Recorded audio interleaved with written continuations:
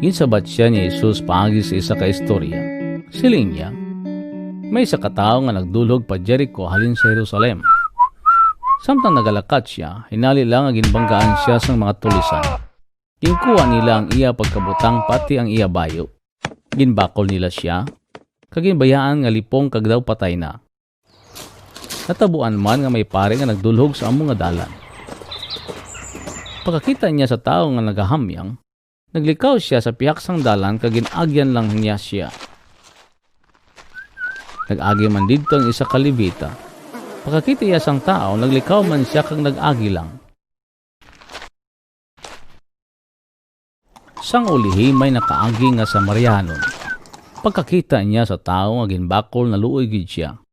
Gani ginpalapitan niya siya kag ginbulong.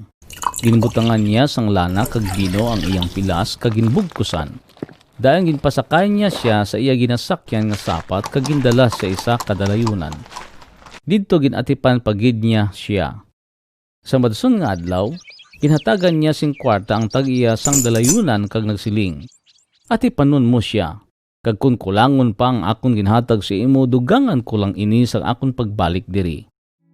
Dayon naghambal si Jesus sa manunudlo sang kasuguan. Ti sa imo, sino bala sa ilang nga tatlo nagpakita nga siya ang kapareho sang ginbanggaan sang mga tulisan? Nagsiling ang manunudlo sang kasuguan. Ang tao nga nagpakita sang kaluoy sa iya, himo aman ang pareho sang ginhimo niya.